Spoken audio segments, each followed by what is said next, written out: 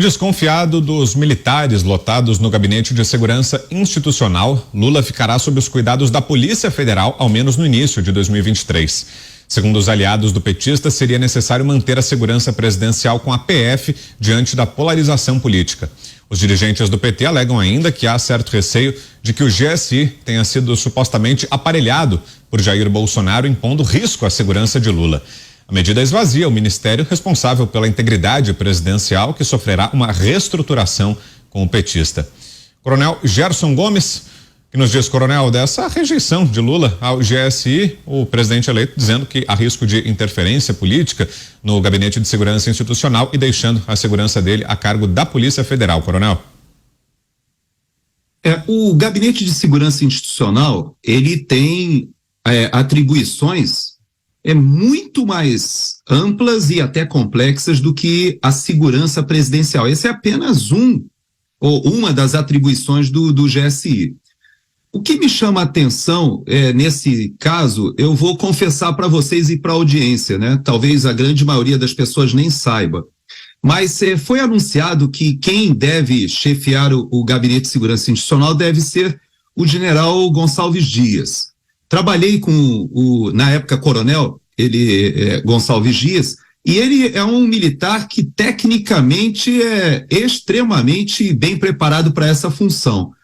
Mas eu nunca mais tive a oportunidade de reencontrá-lo e eu teria bastante dificuldade de desempenhar essa função, porque eu sei que ele esteve na segurança do presidente durante o primeiro mandato e depois ele foi promovido a general e foi para um comando no Nordeste, inclusive teve que administrar a greve das polícias militares.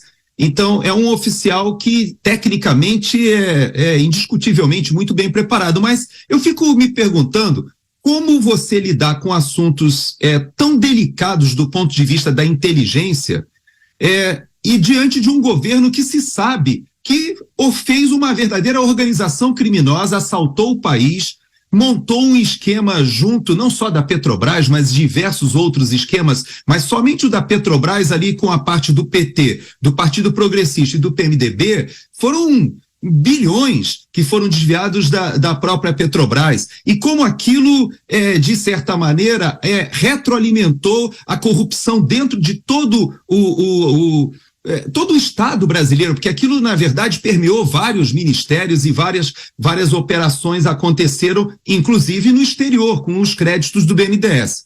É óbvio que alguém que está nesse nível de conhecimento, ele sabe de todas essas coisas e a missão dele não será somente a segurança do presidente. Eu me lembro de um outro militar. Na verdade, eu só conheço 2 militares que eu poderia considerar assim que tem um comprometimento afetivo até com o presidente Lula, com esse grupo. O segundo que eu me lembro é justamente o brigadeiro que hoje está no Superior Tribunal Militar, que é o brigadeiro Joseli, que era piloto do avião presidencial. Eu fico pensando, né? Ele era piloto, hoje ele é um 4 estrelas que está ali no Superior Tribunal Militar, e ele estava na diplomação do ex-presidente Lula. E me chamou a atenção que ele era o único militar ali fardado e estava aplaudindo efusivamente as palavras do ex-presidente Lula. E aquilo me causou assim um desconforto, e aí eu me lembrei que ele tinha sido piloto. E agora você imagina você ser comandante de uma aeronave,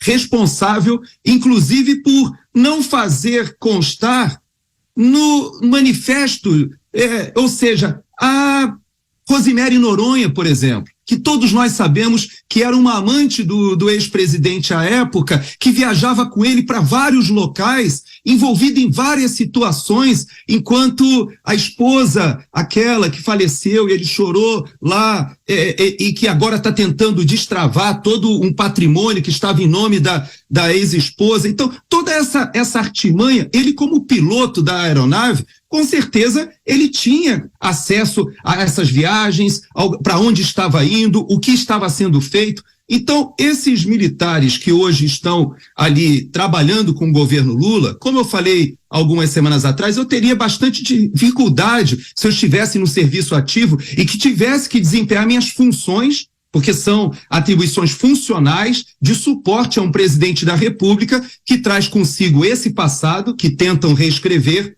mas que será muito difícil fazer com que a população esqueça de tudo isso que aconteceu. Lembrando que as Forças Armadas são um corte muito representativo da sociedade e as Forças Armadas também não esquecerão. A gente já segue o giro. Antes, rapidinho, deixa eu trazer aqui a nossa enquete de hoje. A pergunta já está no ar lá no site da Jovem Pan.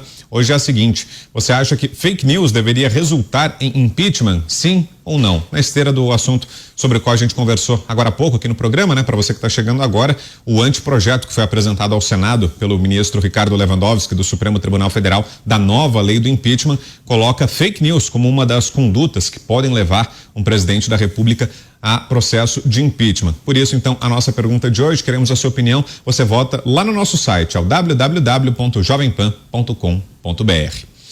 Seguindo o giro, agora você, Roberto Mota, que nos dias dessa decisão de Lula, Mota, que, desconfiado da presença dos militares ou de suposta interferência política no Gabinete de Segurança Institucional, vai delegar à Polícia Federal a segurança dele. Mota.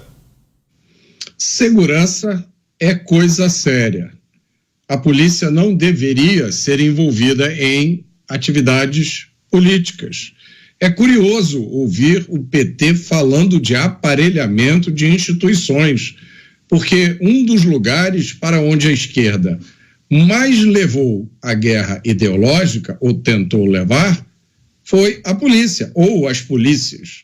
Essa infiltração da ideologia nas polícias, ela tem duas fases. A primeira é caracterizar a polícia como uma força opressora e o criminoso como uma pobre vítima da sociedade ou como um rebelde revolucionário que luta contra a injustiça social. A gente vê isso nas matérias do consórcio de mídia todos os dias, né? Então, nessa primeira fase, a esquerda quer jogar a sociedade em conflito com a polícia.